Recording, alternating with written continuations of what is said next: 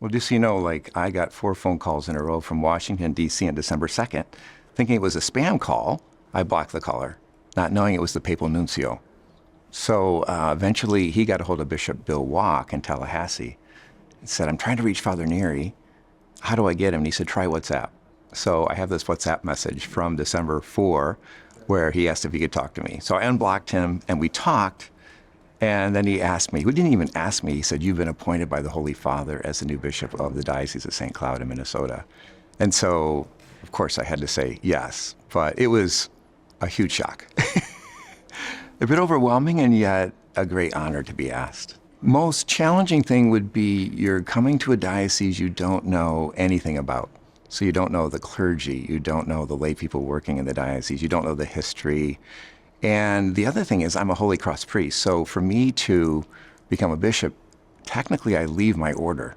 So I've never lived alone before. I've always lived in community with my fellow Holy Cross religious. So that was a bit of a shock. And I talked to my sister in Chicago who works in a big radio station, and she's kind of on her own on some weeks. She goes home to Indiana sometimes. But I said, I have to cook for myself. And she said, so? I said, what do you think most of us do? So anyway, it's been an adjustment to leave Holy Cross, but by the same token, I feel at home, like I have a new family, a big, big family in St. Cloud. Well, Bishop Bill Walk is a character, and he's a good friend. And so he's been a bishop for 5 years. So he sent me a page, no, more than a page of helpful hints when I became a bishop. It was so good, just things I would not have known. And I didn't know what to order in terms of bishop's gear or how to put it on. So he was very helpful. Yeah. I feel, even though I'm new, I've been so warmly welcomed by all the bishops.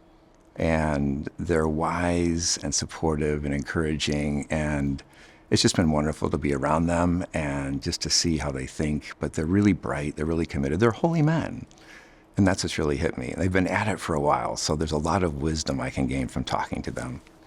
Well, obviously, St. Patrick, my patron saint, for obvious reasons, I was baptized in 1963 on his feast day. It was a Sunday. But Patrick was a victim of human trafficking. He was enslaved from Britain, taken to Ireland against his will. And that's where he found his faith. And eventually God asked him to go back and work among the Irish, which he didn't want to do.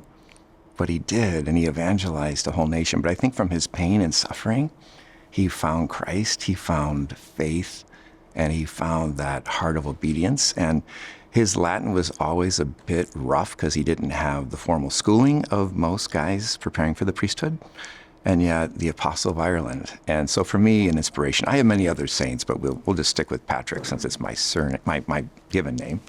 Yeah. I have just been so blessed to do ordinations. I ordained 3 deacons last Saturday, and I ordained 2 Holy Cross priests at Notre Dame April 15th. And to be there to do that, to preside at ordinations is a great honor. And confirmations, I've done 13 so far.